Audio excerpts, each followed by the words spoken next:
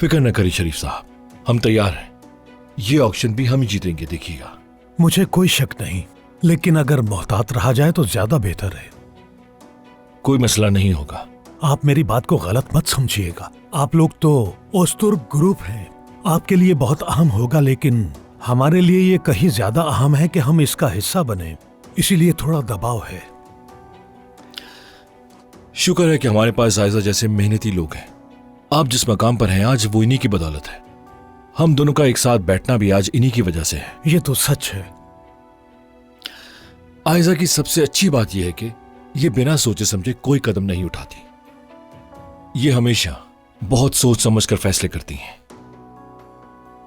किसी भी मंसूबे में कोई भी चीज चाहे कितनी ही खूबसूरत क्यों ना लगे, ये तब तक सेटिस्फाई नहीं होती जब तक पूरी रिसर्च न कर लें। इसीलिए हमारी प्लानिंग मजबूत होती है।